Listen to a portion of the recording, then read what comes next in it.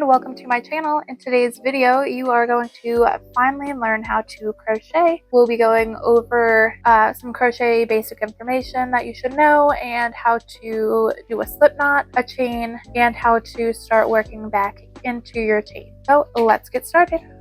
You will need yarn. I have some basic worsted weight yarn. That's what I recommend for beginners. Worsted weight is also known as 4-weight yarn, or sometimes it can be referred to as Aran weight, which is like a slightly thicker version of worsted weight, but any like medium weight yarn will do, or even DK weight, which is like a slightly thinner version of worsted weight. That'd be like a weight 3, but any of those like middle range of like thicknesses. Blanket yarn is cute, but you'll have a hard time seeing your stitches if you're a newbie, and then anything too fuzzy or delicate like say mohair, you'll just have a hard time if you're just starting out. Crochet hooks, there are all different types. I have this version, which you can see the top of it. This is known as an inline crochet hook, and then this version has a tapered neck.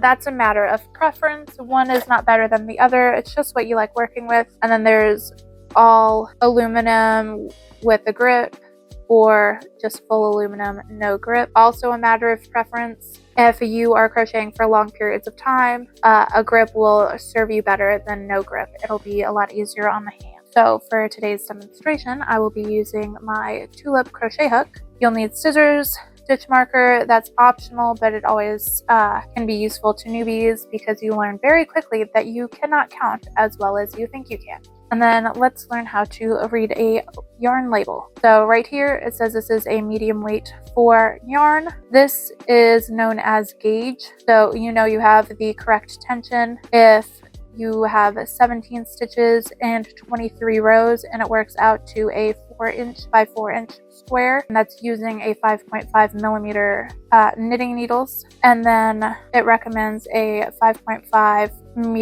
millimeter crochet hook, which is also known as an eye. That is how you read a yarn label. You could also see here that it's acrylic yarn. This is the color and lot number. If you're making something big like a blanket or even a sweater, make sure you buy more than enough yarn for the project, because dye lots can matter and you can end up noticing like a difference in color if you get 2 skeins from different dye lots.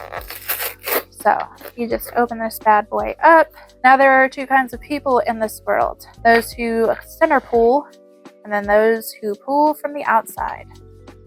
I prefer to pull from the outside. I know that's a controversial decision to some, but I feel like if you center pull, you tend to run into more issues with knots, and that's just not for me, fam. So unravel some. We'll back this up a little bit, and we will get into the meat and potatoes, if you will. So you'll take your yarn. To do a slip stitch, the easiest way is you take it, go over your finger twice, hold it there, take the back loop, pull it over the front loop, leave it, and take what is now the back loop and pull it back over the front loop and over your finger. And that creates a slip knot. And a slip knot is the kind of knot where you like pull one side and it tightens it. So I'll show you again.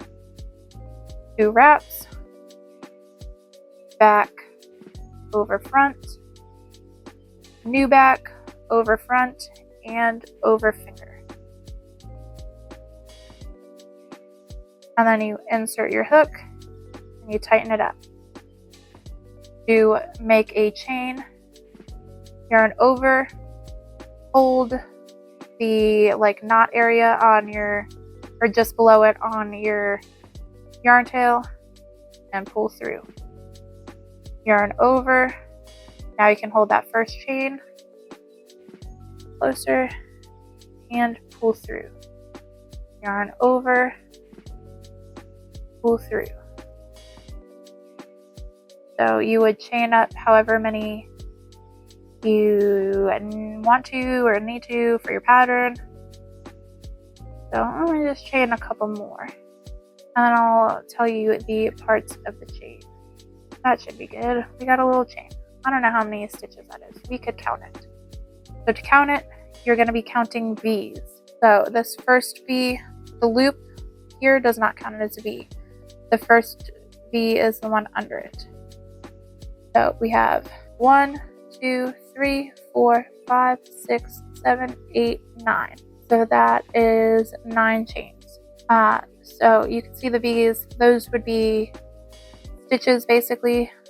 And then if you flip it over, you see this little bump running down the back in the middle. That's called the back bump. Usually on patterns, if it says chain however many, and then you like start your pattern basically, you're going to be working into the top part of the V, not the back bump.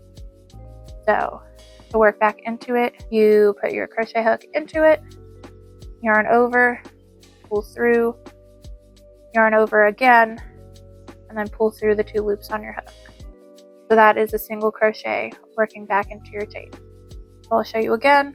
Under just that top part of your V, yarn over, pull through, yarn over, pull through the 2.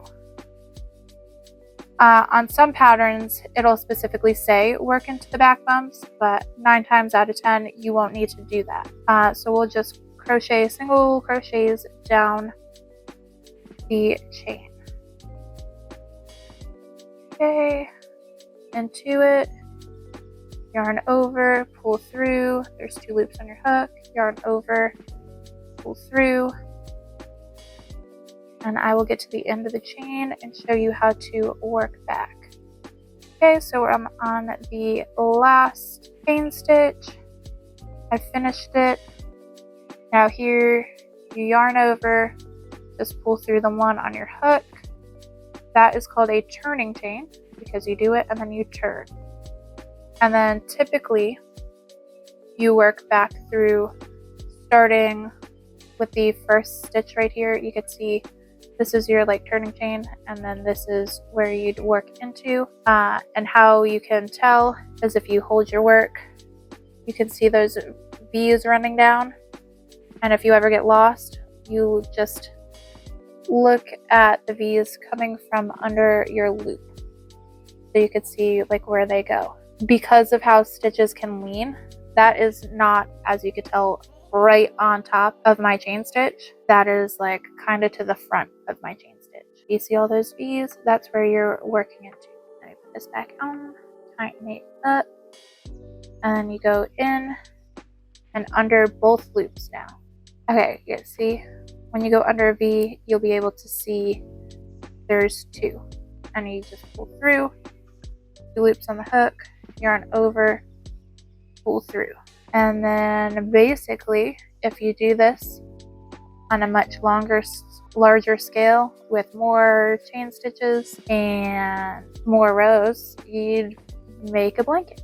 So I would recommend going ahead and practicing a chain and working into it with just single crochets before moving on to the next video in this series. The next video in the series, we're going to go back over how to do a slip knot and a chain, but then we'll be working with another stitch and not a single crochet. So I will see you guys in the next one.